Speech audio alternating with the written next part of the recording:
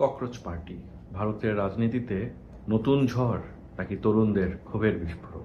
ভারতের রাজনীতিতে হঠাৎ করেই নতুন এক নামের আবির্ভাব হয়েছে, ককরোচ জনতা পার্টি। নাম শুনে অনেকেই ভেবেছিলেন এটি নিছক একটি মজা কিংবা সাধারণ একটি সামাজিক যোগাযোগ মাধ্যমের একটি ট্রেন্ড। কিন্তু কয়েক সপ্তাহের মধ্যেই দিল্লির রাস্তায় নেমে এসেছে লাখ লাখ তরুণী এবং সামাজিক যোগাযোগ মাধ্যমেও এদের ভিউয়ার এবং এদের ফলোয়ারের সংখ্যা অনেক বৃদ্ধি পেয়েছে, যার ফলশ্রুতিতে ভারতের মূলধারা রাজনীতিতেও এরা আলোচনার কেন্দ্রবিন্দুতে চলে এসেছে। প্রশ্ন হচ্ছে যে কেন তরুণরা নিজেদেরকে ককরোচ বলে দাবি করছে?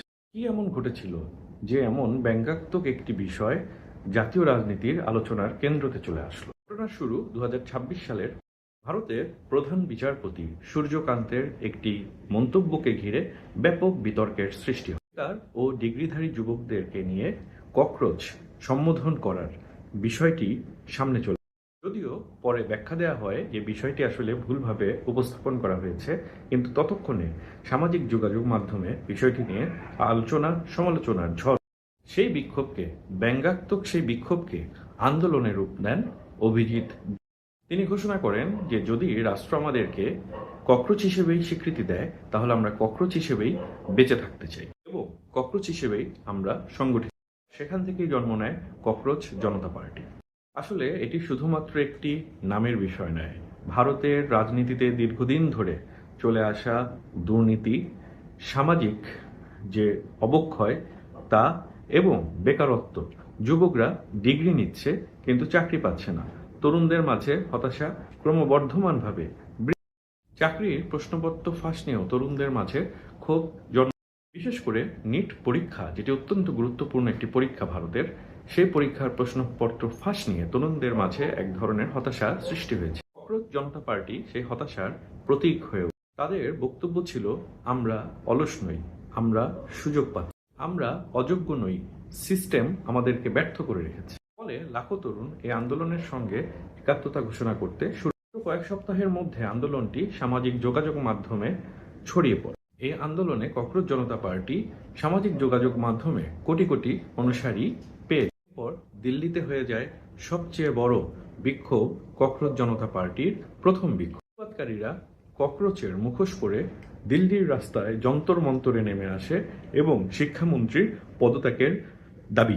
আন্দোলনটির সবচেয়ে বড় গুরুত্বপূর্ণ দিক হলো এই আন্দোলনটি ব্যঙ্গ, মিম এবং ব্যঙ্গাত্মক চিত্র এর মাধ্যমে রাজনীতির সূক্ষ্ম জায়গায় প্রবেশ করতে সমর্থ হয়েছে। অর্থাৎ তরুণরা প্রথাগত রাজনীতির বাইরে যেয়ে তারা সামাজিক যোগাযোগ মাধ্যমে তাদের প্রতিবাদের ভাষা উচ্চারিত করছে। প্রথম দিকে অনেকেই এটিকে একটি সাধারণ বিষয় বা ব্যঙ্গাত্মক বিষয় হিসেবেই বিবেচনা করছিল, কিন্তু পরবর্তীতে যখন কোটি কোটি অনুসারী দেখা যাচ্ছে এবং কোটি কোটি অনুসারী অভিজিৎ দীপকের ডাকে রাস্তায় নেমে আসে, তখন বিষয়টি রাজনীতিবিদদের কাছেও গুরুত্বতার সাথে বিবেচিত হচ্ছে। বিশ্লেষকদের মতে এই আন্দোলন আসলে ভারতের তরুণ প্রজন্ম যারা আছে তাদের মাঝে যে হতাশা এবং ক্ষোভ রয়েছে তারই বহিঃপ্রকাশ।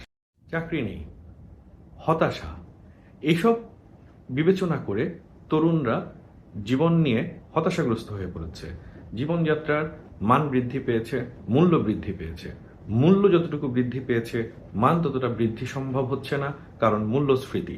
ফলশ্রুতিতে তরুণরা তাদের দাবি এবং ক্ষোভ প্রকাশের একটি প্ল্যাটফর্ম খুঁজে পেয়েছে। তাই ককরোচ পার্টি শুধু একটি রসিকতা নয়, একটি রাজনৈতিক বার্তা। এখানে একটি গুরুত্বপূর্ণ বার্তা রয়েছে, আর তা হচ্ছে যখন তরুণরা নিজেদেরকে অবহেলিত মনে করে তখন তারা নতুন ভাষা প্রতিবাদের খুঁজে বের করে। ভারতের ককরোচ পার্টি হচ্ছে তারই উদাহরণ। বাংলাদেশেও তরুণদের দক্ষতা, শিক্ষার মান এবং তরুণদের ভবিষ্যৎ নিয়ে গুরুতর আলোচনা এবং পদক্ষেপ সরকারের পক্ষ থেকে নেওয়া খুবই গুরুত্বপূর্ণ। কারণ যুব সমাজ যদি আশাহত হয় তাহলে তারা একদিন না একদিন কোনো না কোনোভাবে তাদের ক্ষোভ বিস্ফোরণের সুযোগ বের করে। আপনাদের সবাইকে আমার আজকের ভিডিওটি দেখার জন্য ধন্যবাদ। সবাই ভালো থাকবেন, সুস্থ